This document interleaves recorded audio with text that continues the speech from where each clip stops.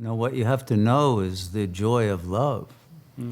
That bliss of love will dissolve all the non-love. It's just a wound of having been unloved by ones who you needed their love when you were a very young and helpless infant, and you didn't get enough love and attention and recognition. And so that wound then keeps you from wanting to open and love, because it will also open all the hurt that will have to be felt. And you'll have to love yourself enough to heal that hurt with love for the fact that you chose to go through that karma, you chose those parents because you had debts to them as well, and their lack of love was their repayment of your lack of love of them in another life. And now the accounts are settled, and now you have to forgive them and yourself, and you're done. And then the true discipline, which is the discipline of love itself. You know, the word sadhak, disciple, means one who is doing sadhana, which is adoration.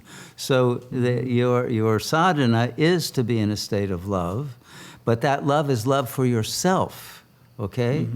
Not love for others, for yourself. And then you will see there are no others, and everyone is yourself. All are manifestations of the one. There isn't a multiplicity. There's just a kaleidoscopic manifestation of all the different forms of I, but it's all one self. One cosmic self, though, not one individual bodily self. Your consciousness is not limited to that body. And so your body has put the contraction of that non-love in it. But your consciousness, which is infinite, can easily dissolve that with the energy of love for your body. You see, you don't love your body or your bodily identity because that wasn't loved and given enough attention. And so that contraction that you're feeling is a lack of love for yourself. That is the continuation of a prior lack of love for you from others. And you're continuing an attack on yourself that you think is a defense against others, but is actually only a continual wounding of yourself instead of healing that wound. And you can only heal it by loving yourself.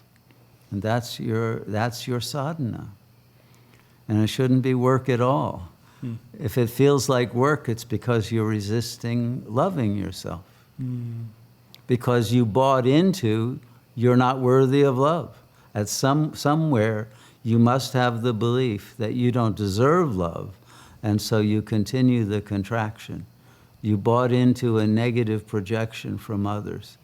And that holding on to loyalty to that identification with that projection that you've internalized, which is now a superego voice that tells you you're bad, you don't deserve to sleep or to wake up or to be happy or any of it, that is what has to be dissolved with love. Okay? That's a very profound answer.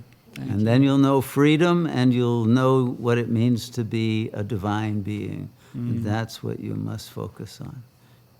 Haji, yeah. And I think it's also very much as soon as there is a little bit of an opening, there's this realizing how much I've been closing, which then it feels like there's even a loyalty to the closedness. It's like, oh, it's been closed this long. I've been depriving myself for so long. In a weird, distorted way, it justifies. Yes. The identity of the ego is someone who's closed to love. And you're just hurting yourself through that, right? But there's a fear of opening to the infinite. There's a fear of madness. And love is a kind of madness, but it's a beautiful kind of madness and intoxication and joy. Don't be afraid of it. It's not the psychotic kind of madness. That comes from being too closed. And then opening to hatred rather than love. And death rather than eternal life.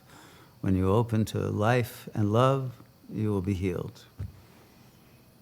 No resistance. All right. Blessings for liberation. Thank you, Shunya.